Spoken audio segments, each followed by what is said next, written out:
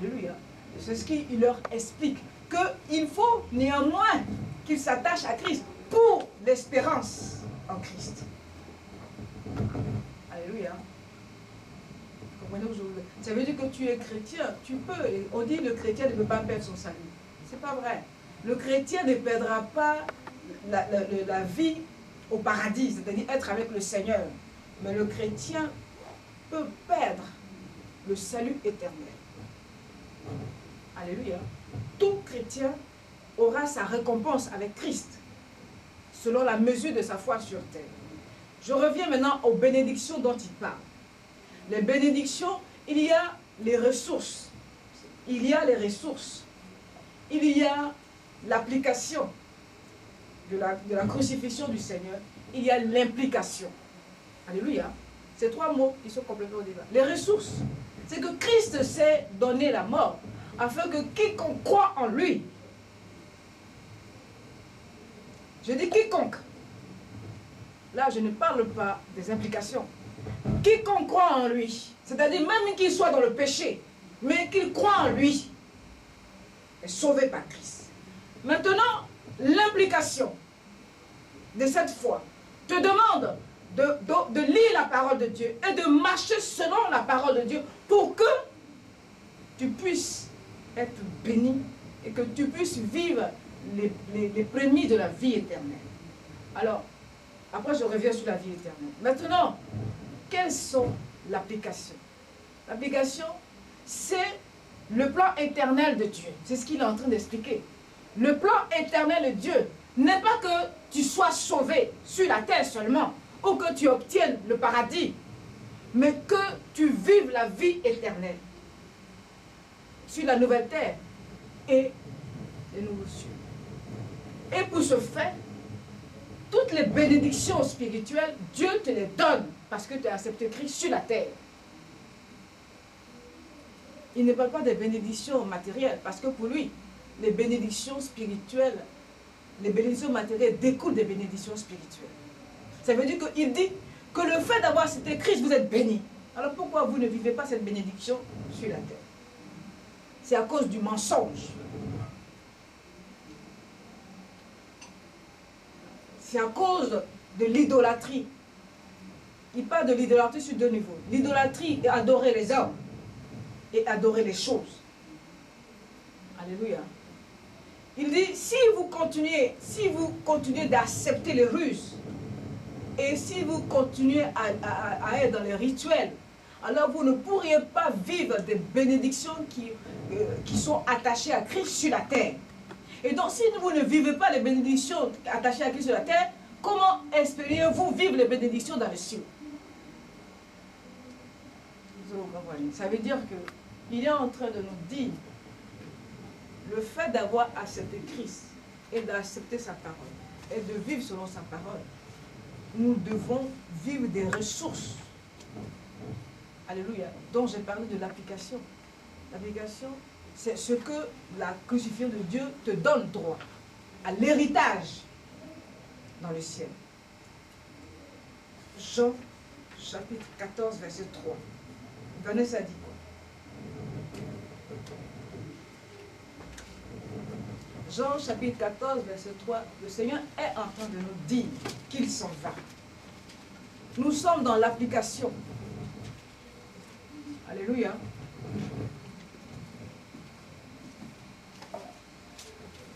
Jean chapitre 14 verset 3 dit.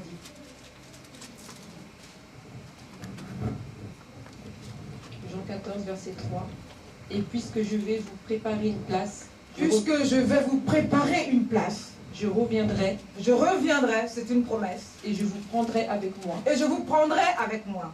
Afin que là où je suis. Afin que là où je suis. Vous y soyez aussi. Et le Seigneur est où? Il est à quelle position, oui? À la droite du Père.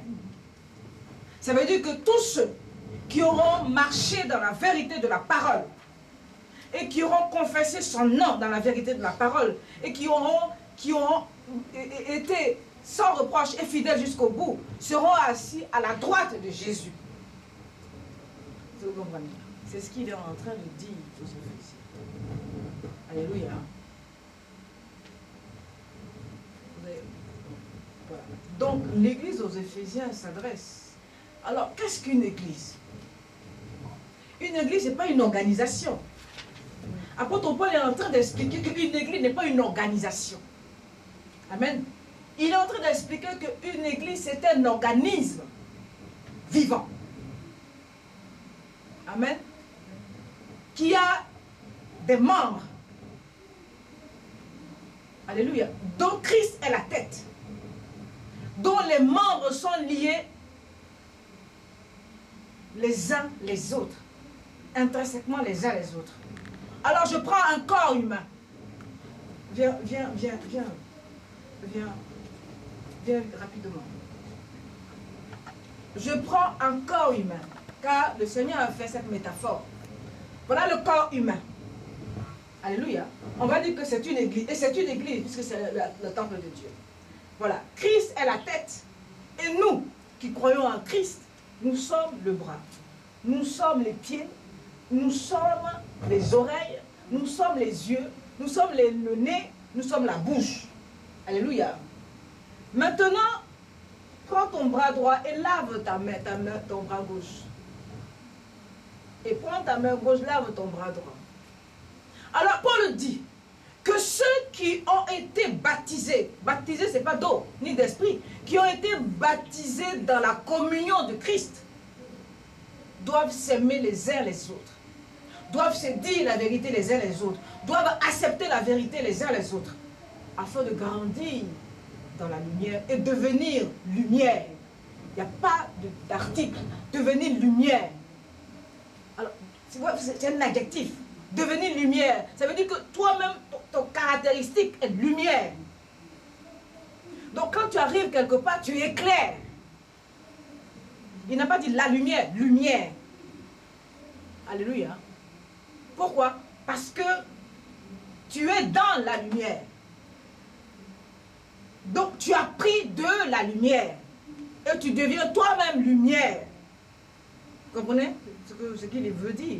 Donc il a dit, si on accepte Christ, on n'est plus dans les ténèbres, puisqu'on est dans la lumière. Alors on va aller dans Jean chapitre 1, verset 1 à 5, dit quoi? Pourquoi vous comprenez le reste?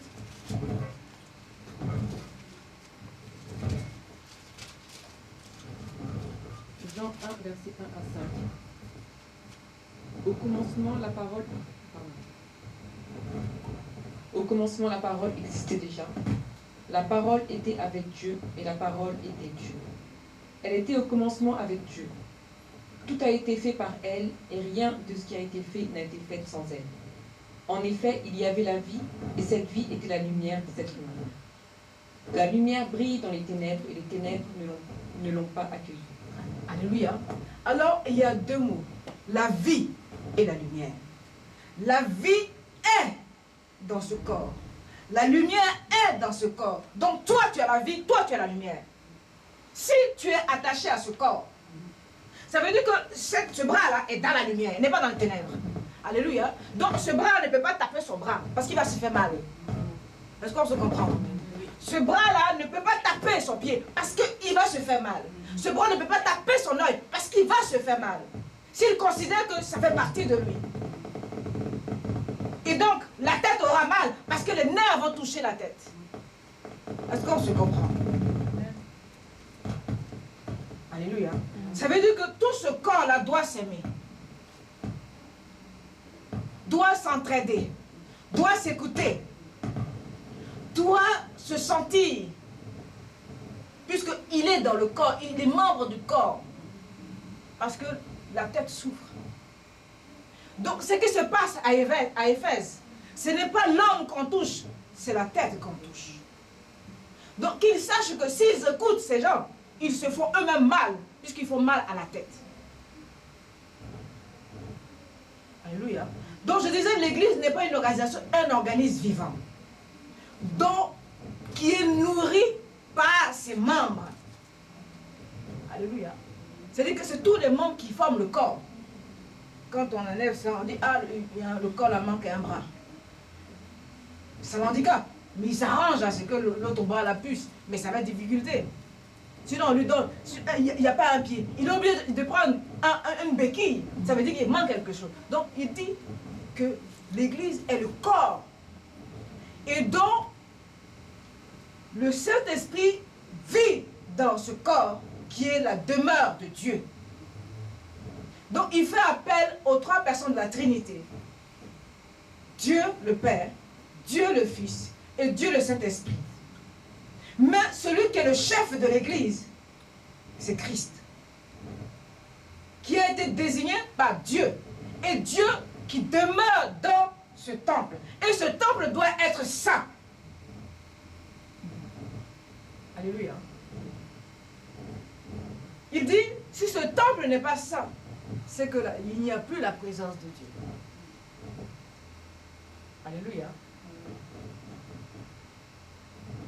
Et le Seigneur, et apôtre Paul parlait aux églises d'Éphèse, mais parlait aussi à toutes les églises qui étaient troublées par cette hérésie des faux prophètes, et des faux docteurs et des faux prophètes. Il appelait des faux frères. Alors pourquoi à l'époque, il y avait plus d'hommes que de femmes? Parce que c'était l'oppression. Et donc il fallait des femmes zélées comme Priscille et Lydie pour pouvoir s'affirmer. Tu as parlé de Christ, ça valait la mort.